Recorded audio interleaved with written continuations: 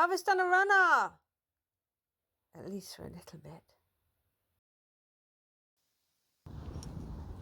Okay, I'm back, and I'm going to talk into this very, very quickly. I did try to make videos when I was away, but the internet wasn't good. So when making them, I just stopped when they didn't work. I didn't pursue it for hours like I would have at home.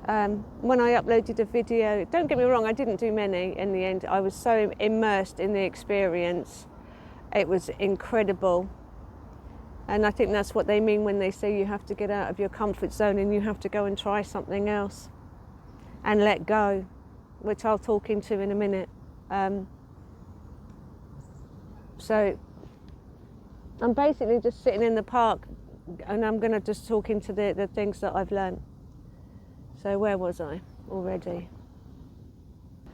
Yeah, so I just let it go, and then it didn't happen, and then I was having the experience, and I didn't want to get my phone out and record myself, and I didn't know what I was sharing or what I wanted to not share. And then it occurred to me, first thing that occurred to me was these were my experiences from my letting go, from my getting out of my comfort zone. They're not going to be relevant to you because they're not your experiences, they're my experiences.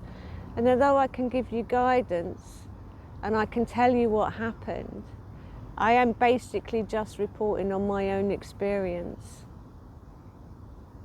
So we need to say that first off. But so now that I'm back, I'm just going to tell you what I've learned, really, and what I've come away with, which is, to me, exponential. So here we go. 1, the kindness of strangers. Van people are the mystics of the age.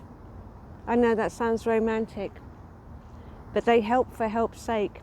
The biggest thing that I had to learn was to let people help me, and to let people help me, because I help other people. Naturally, I help other people. For some reason, I find it difficult for other people to help me, and I really had to learn that. So there was a couple of instances, well, it's been more than a couple of instances, there's been a lot. I'll talk into the van at the end of this, but at the end of my spiel.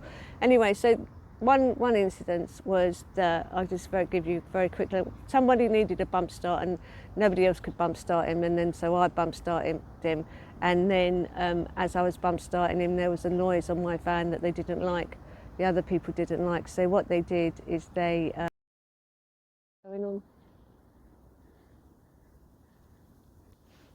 I know, how beautiful is that?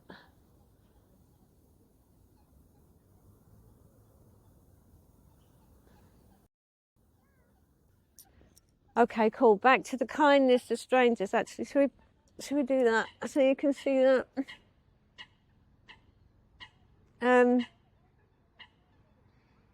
Yeah, so before you knew it, there was like 4 people in and around and under my van, looking for the squeak, checking the belts, checking this, that and the other.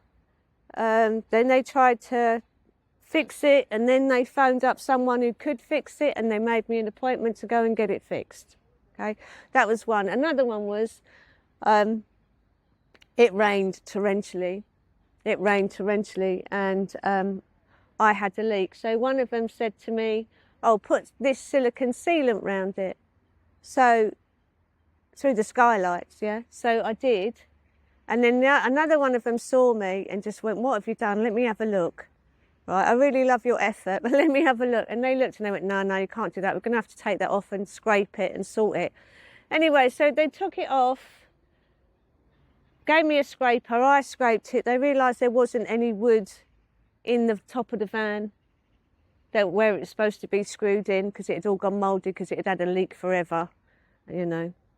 And then it was a case of, right, anybody got a bit of 4B2? Anybody got a saw on them? Anybody got this and this? And they all just rallied round and got these bits together. And anybody got a clamp, and you know, and then they just went about getting it done.